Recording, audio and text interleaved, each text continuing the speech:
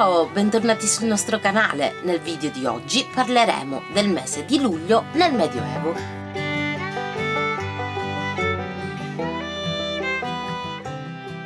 Nell'antichità gli uomini misuravano il tempo osservando il ciclo delle stagioni. Nel Medioevo la misurazione del tempo era un lusso riservato ai potenti. Il tempo del popolo era invece regolato dal ritmo scandito del lavoro nei campi, il giorno e la notte, le stagioni, la semina ed il raccolto.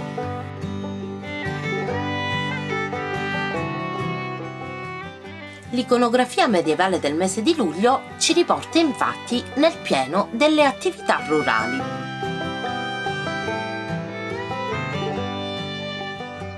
Negli affreschi, nella scultura e nei codici miniati sono rappresentati infatti i principali lavori estivi del periodo, variabili a seconda delle zone climatiche.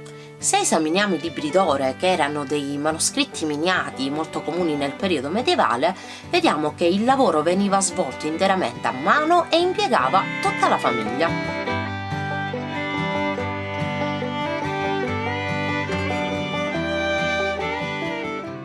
L'attività più rappresentata era la mietitura, che veniva svolta tradizionalmente dal mese di giugno.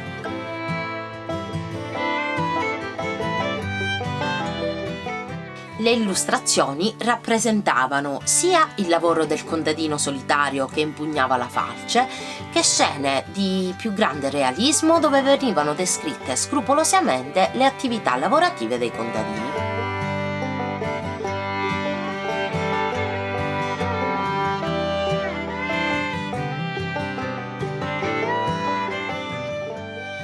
Gli attrezzi impiegati per tagliare le spighe erano le falci, con il necessario corredo delle coti, che erano delle pietre abrasive naturali che servivano per affilarle. La mietitura del grano, così come degli altri cereali come l'orzo, la segale e l'avena, poteva avvenire sia con la falce che con il falcetto ricurvo, utilizzato già nell'Alto Medioevo.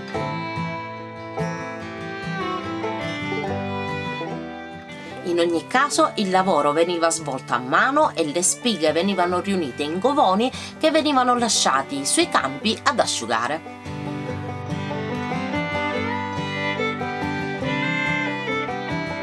Oltre alla mietitura, nei libri d'ore venivano illustrati anche i lavori di fienagione, che era quell'insieme di operazioni di falciatura e di raccolta del fieno che veniva raccolto in grandi pagliai.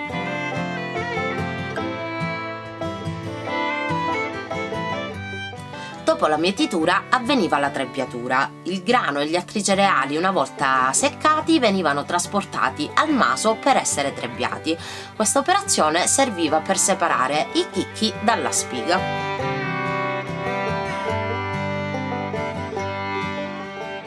Ed era effettuata a mano battendo ripetutamente con appositi attrezzi le fascine poste a terra su una superficie dura e pulita.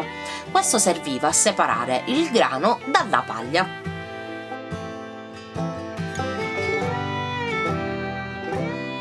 Il lavoro veniva completato ventilando la graniglia per allontanarne la pula, che è l'involucro che riveste il chicco.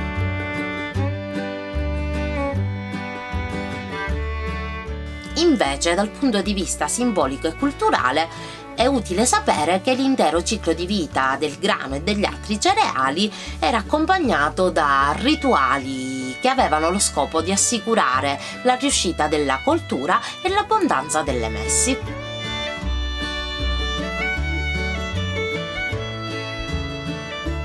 Le liturgie agrarie, infatti, sono profondamente legate alla storia di ogni territorio.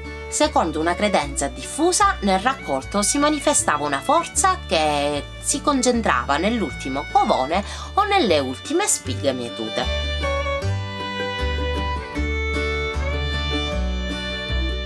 Si realizzava anche un fantoccio vegetale che veniva bruciato. Le ceneri erano poi sparse sui campi per potenziarne la fertilità.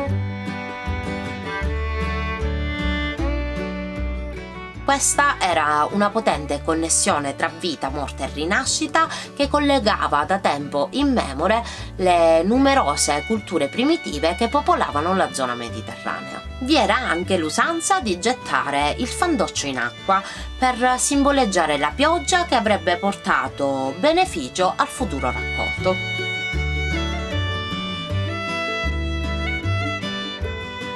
Questo rituale arcaico aveva lo scopo di evocare e sostituire un sacrificio umano. Il pupazzo incarnava lo spirito del grano, che anticamente era associato a chi attraversava il campo o a chi tagliava l'ultimo povone.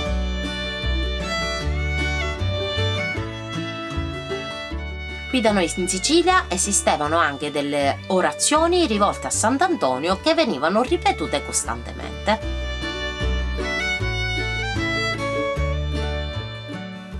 Esistevano anche dei canti per alleviare le fatiche e aumentare lo spirito di coesione tra i contadini. Potevano essere degli stornelli o degli strambotti brevi che prevedevano botta e risposta.